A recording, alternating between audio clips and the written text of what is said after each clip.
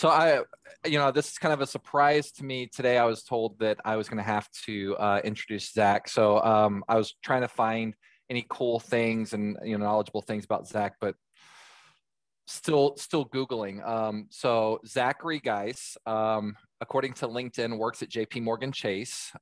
He does some Tableau stuff. I guess he's kind of an ambassador to Tableau devs. He's got some cool things, I guess, on his public profile. I actually taught him a lot of this stuff. I mean, he thinks that he's my boss, but I got to show y'all some of these text messages that, hey, Will, we got a spot open if you want to come work for me. You want to come work for me? You want to come? So, I mean, I think he's a little wants to make, but in all seriousness, people may think that we have some bad blood. I really like Zach. He's a smart guy. He's a great guy. Very knowledgeable in the tool, and I do have a reputation to maintain. He's also a jerk. So there we go. Zak Geis, if you would like to go ahead and and present. Look at you. You're making me feel bad. I didn't have anything nice to say. I'll try and think of that. So let's just jump right in. So I just wanted to bring this up just to show that I didn't make it up. There is a giant gavel here in Columbus that you can see. I've never seen it, but it's a very giant gavel. I don't know the meaning. I don't know why. I don't know anything about it, but that's all right. Let's go ahead and talk about Tableau design tips. All right. So, well, I'm sorry. I forgot to take that slide down. Hold on. Now I feel even worse. Okay. So let's talk about Tableau design tips today. So a little bit about myself. Will did a fantastic introduction, but I'll try and kind of go through this. So I've been using Tableau for about 10 years now. I started way back in Tableau version 7. I lead the Tableau Center of Excellence for JPMorgan Chase. So if there's something to do with Tableau at Chase, usually my team or I are involved. We do server management, we deliver the servers, we deploy the software, we do training, we build applications for automation, pretty much anything that has to do with Tableau, we're involved in some way, shape, or form. My information is there if you want to contact me anytime. I'm always happy to chat. I'm a Tableau ambassador. I think this is actually, we're running down the last of the year, so we'll see if that continues into the next year. But for now, I'm a data dev Tableau ambassador, and I'm desktop and server certified. This is my Tableau public portfolio. I kind of encourage you to check it out. Reason I show this is design tips is pretty much what I do anymore. So, I do some random things that talk about server and data dev, but I do mostly on my public site, just design tips and ways to use the tool. So what are Tableau design tips? It kind of feels weird either way that you say it. These are basically taking Tableau and going a little bit outside the box with Tableau. So building things that aren't native inside of it, something like this where you can build a slider that actually identifies and uses visual indicators to show what you're filtering, adding context to your filters. It's things like using a chart instead of a built-in parameter or filter to interact with that chart. It's things like giving the user the ability to control what they see on their view rather than just giving them one view. It's things like giving them more customization options, like being able to give them the ability to pick different charts, pick the colors, pick different options for their use case so that they don't, again, just have the same experience as everyone else. It's just going above and beyond what you can do with Tableau, things like this, where you can build custom UI elements, buttons, things like that, just to give a little bit more of a different experience or a more elegant experience than what's involved in what's included directly in Tableau. Giving different things like tabs, just to show that there are a lot of different ways to visualize things. It doesn't just have to be a dashboard with filters. There's a lot of different ways to build things. Adding additional integration options in your dashboard. So it's not just clicking on the obvious thing, the bars, it's clicking on the things that you probably would think to click on in another application. So just going outside of what's you can do in Tableau and thinking about what you should do with the tool. Those are just a few examples. I don't go through all of the different design tips that I've done, but if you want to see more, you can just search for that hashtag Tableau design tips, and that will link you out to all the things that you can see. I'd like to talk a little bit about the tips that I've learned by building these tips. So think outside of the box. As I mentioned, a lot of times when you build things in Tableau, you start off with, okay, what can I do in Tableau? You know, what is the chart I'm going to build? What is the filter I'm going to add? How am I going to organize the dashboard? I encourage people to go a step beyond that and think about, what would I do if Tableau wasn't a limiting factor? What would I do if I could do anything based on the inspiration that I see in different websites and different dashboards and different applications? Start with that and then figure out how to do it in Tableau. If you start outside the box, there's a lot more options. Maybe it'll take a little bit more time, but there's a lot of things that you can do with Tableau when you start thinking of things that way. User experience is everything. I love Tableau. Otherwise, I wouldn't have been using it for 10 years. I wouldn't do all these things. I wouldn't be presenting here. But one of the things that it doesn't always do extremely well is user experience. It does things well for, I'd say, a BI product, for an analytics product, but things like how you click on a bar to filter another thing, or how you use the navigation at the top, or how you drill into something with a tooltip action, things like that that you don't see in other applications. You don't see them done that way. So I like to think about, what is the user going to do? Think of it as a way of, this person's never seen Tableau. They don't know that when you click on the bar, it's going to do this. They don't know that if you hover over this bar and then click into a tooltip and click that link, that it's going to go to the next page. Think about it instead of, what happens when you open your phone and go to Facebook, or you go to Google, or you go to whatever other application or site? They build things around user experience. Find inspiration. So every single day, I go through Pinterest boards, I go through blogs, I go through inspiration websites, I go through a lot of different things just to find a couple things that I can build into my data viz. I'm always looking for inspiration, whether it's in those blogs and those resources, or things just that you see in your everyday. So signs on the street, billboards, ads, video games. I take a lot from video games, just menus and things like that. But look for inspiration in all the places and start thinking of things as, you know, what is the design? What do I get from that? And how can I learn from that in what I do with Tableau? Pretty much every single one of my tips uses parameter actions. They are, to me, one of the most powerful things inside of Tableau today. You can pretty much do anything. And I'll kind of talk through how you can use those. And I'm going to build an example in front of you. And it's definitely going to use parameter actions. The other thing that I use in pretty much everything is the no highlight trick. So another kind of user experience thing where I don't love that Tableau always will, you click on a bar, you click on something, it's going to focus on it, or it's going to add yellow highlights, or it's going to darken the other things. It's kind of weird how Tableau does that. And again, it's not consistent with what you see in other apps. So based on this trick, and again, I'll show you that, this just allows you to not highlight things, so it behaves more like a button that you'd see in another app. I'm just going to stop for a second because I think there's a couple questions. Nope, everybody just likes parameter actions, and yes, they parameter actions for the win. All right. I did about 2 months ago published my first blog post about this. Again, just something to reference. If you want to see all the tips that I've done in the past, you can go to datatheories.com. It's currently the only post that I've done so far. You can see all of the 25 first tips, all the things that I've done with them. And that actually leads to the design tip catalog, which is another workbook where you can actually just scroll through the different things. I went in and built the tip, a GIF of that tip so you can see it in motion, and a guide so you can figure out how to do that. So you can find that very easily on my public site and through that blog post that I mentioned. So let's spend time actually building. That's what I usually like to do in these sessions, is let's spend time in Tableau rather than PowerPoint. So I'm going to flip over here, and I'm going to just do a brand new workbook.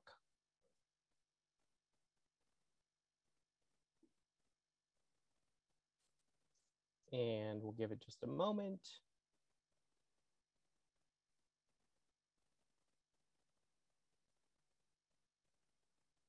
All righty. Now this is the latest version. You don't need the latest version for what I'm talking about, but it helps to be on, at least 2020.2 or 3 to get all the features that I'll talk about. So the first thing I'm going to do is I'm going to connect to some data, and I'm just going to do Superstore. Now I'll go a little bit slow. If you have Tableau open and you'd like to follow along, I'll leave that to you, but we only have 15 or so minutes. So I got to go a little bit fast, so I can't stop. So I'll try to do it at a reasonable pace if you want to follow along. The first step, open Tableau, get into Superstore, and we're going to go from there. So the first thing I want to do in Tableau is create a simple scatter plot. One thing I didn't do was extract this data. Let's do that so we get a little bit faster response when I do things.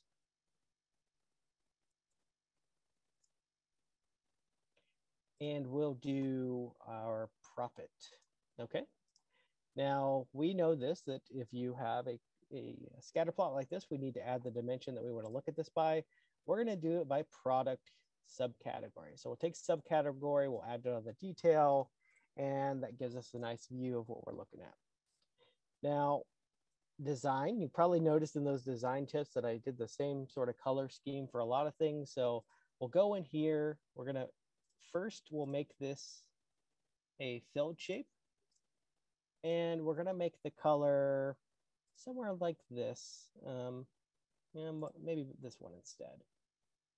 And we'll size it up. I want to see that those colors look good. It looks fine to me. It's not quite the same color, but we don't need to spend too much time on that. Last thing, just to add another dimension here, is we'll take profit ratio, throw it on the size, just so we can see a little bit more of what's going on. Just not necessary, but it helps us here. The next thing we want to do is let's go ahead and add a secondary axis, or second instance of this, and we're going to make a dual axis. We'll make sure those are synchronized. We'll take off this right header. And the reason I'm going to do that is just so that I can tone down the opacity on one of these.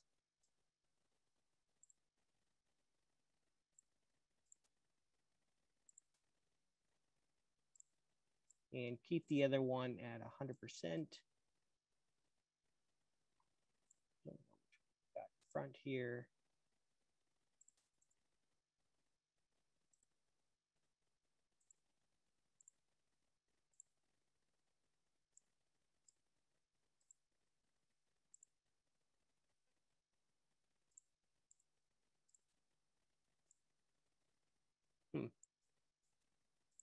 That's all right. I'm messing up a little bit.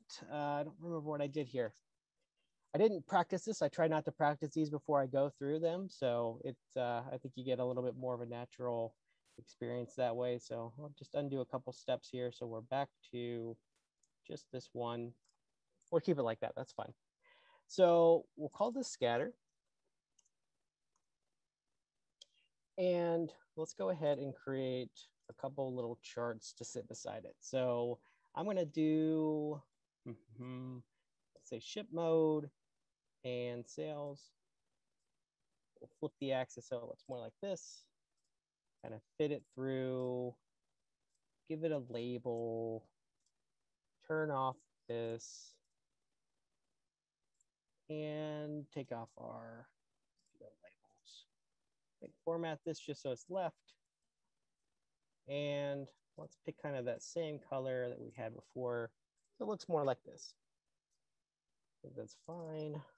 R1. Time. We got probably about 10 minutes to go through this. So that's fine. Now, before I get too much further, let's go ahead and create a dashboard. And we'll call this animation. Now, I just realized one of the things I wanted to do before we actually got too far in here was show you what we're building. So this is the actual end of the chart that I had built. So this is selection focus. This is one of the tips that I built. And the focus here is to not use the default behavior when I highlight and click on things. And so instead, when I hover over this thing, I'll give it a second because it's been sitting up, but go over here, you actually see the other things kind of fade to the gray. and the highlight become the item that I have in front of me. Make sure we don't have any big questions. All right, so let's flip back to Tableau now that you kind of see where we're going. And that's the one that I had built before. We're gonna go ahead and do Will's favorite thing and just float these. I love floating things on dashboards. It's one of my favorite things to do. So I'll float this other view over here, you know, right there, just floating beside the other one that's floating beside it. And we'll float that right there. Did I mention that this is floating? And we'll float this title up here. We'll just kind of throw that up there and say, this is a floating title. And we'll kind of throw this up here and say, you know, 24 maybe. And we'll just kind of put that little title right here. I think that's good. Nice floating title. Now we'll jump back over here and we're just gonna start playing around with that action. So when I hover over something, I want the color to change. So the first thing that I need to do is I want to create a parameter based on subcategory. So I'll go over here, I'll say create parameter. That's just gonna give me all these options. Now, just planning ahead, what I'm going to do is just add a final option, which is all, and I'll hit OK. So what we want to do is next create a calculation based on this. Sorry, just slow a little bit. Create calculated field, and we'll just call this selected subcategory question. And does subcategory parameter equal the subcategory, or does the subcategory parameter equal all? So it's a true or false statement. Does it equal one of those two things? I'll hit OK, and I'll take this down. I'll throw this on my color. So we've got one thing that pops in. You know, our color is a little bit messed up now, so we'll go in here and we'll do the same kind of thing. You know, we'll play around with these colors, gray, green, and call this one kind of a gray there, and OK. And we're going to do the same thing over here on bar 1 and just call this selected, throw that on our color, and you'll see kind of it's that same pop-up happen. Now, I do remember we probably want to keep the header and take off the labels because it's going to start splitting those labels. It's going to look a little clunky. We'll go ahead and take that off. Take off the title down there on our axis. And notice I called this bar 1, so I didn't want to repeat all of those steps. So bar 2 is going to be a duplicate. And instead of ship mode, why don't we just do segment? Just another split, another way to see the data. We'll go over here to our dashboard. We'll throw in our floating bar 2. You know, we could play around, definitely format this thing a little bit better. But the big thing that matters here is that we want to change that action based on what we click on. So pretty simple. We'll go into the dashboard actions. We will add an action. We're going to change a parameter value. And basically, all we're going to do is say update subcategory. When I hover over scatter, update the subcategory parameter with the field from subcategory. Aggregation none. And this is one of those things that you need 2020.3, I believe, to set the value to all when I'm not on the item that I selected. Hit OK, I'll hit OK. And if this works, hover over this.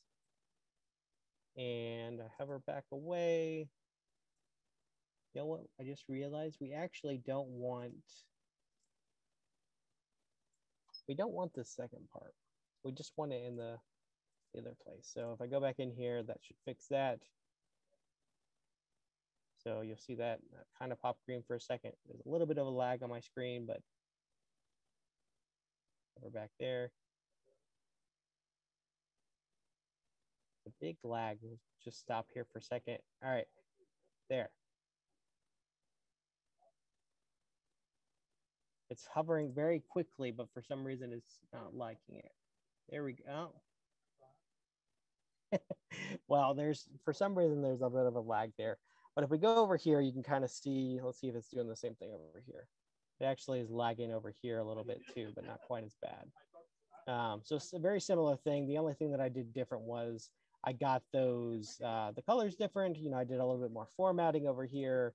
I did get the shape working for the background.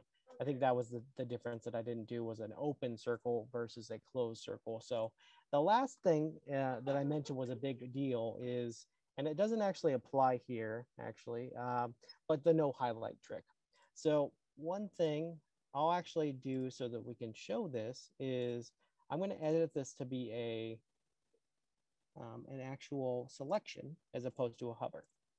So, and maybe that will fix the lag. So we'll click and yeah.